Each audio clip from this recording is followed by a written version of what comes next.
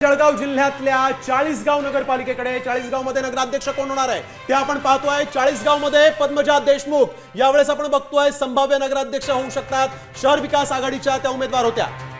सत्ता नेमकी कुणाची प्राची? तर आपण पाहतोय शहर विकास आघाडीची ज्या ठिकाणी संभाव्य सत्ता असू शकते, कारण शवी आजचे 20 नगरसेवक या ठिकाणी निवडून येऊ शकतात। अगदी। आणि आपण बघतोय की या चाळीसगाव मधली राजकीय गणित नेमकी कशी होती पाहूयात। संजय महाजन यांनी काय अंदाज वर्तवलेला आहे? जळगाव जिल्ह्यातील चाळीसगाव मतदारसंघ हा फार प्रमुख मतदारसंघ मानला जातो। या ठिकाणी भाजपा विरुद्ध महाविकास आघाडीचे जे या ठिकाणी लढत होणार आहे, त्यामध्ये स्वर्गीय राजू देशमुख जे आहे त्यांच्या पत्नी या ठिकाणी निवडणूक लढत आहे। त्यांच्या विरोधात आहे मंगेश चव्हाण यांच्या मिसेस आहेत, त्या निवडणूक रिंगणात आहे। त्या भाजपाच्या उमेदवार असून यांच्यामध्ये प्रमुख लढत या ठिकाणी होणार आहे। त्यामुळे पद्मजा देशमुखकडे सध्या तरी कल या ठिकाणी बघायला मिळत आहे, कारण की राजू देशमुखांचा स्वर्गवास झाल्यानंतर या ठिकाणी सहानुभूतीची लाट या ठिकाणी आपल्याला बघायला मिळते आहे।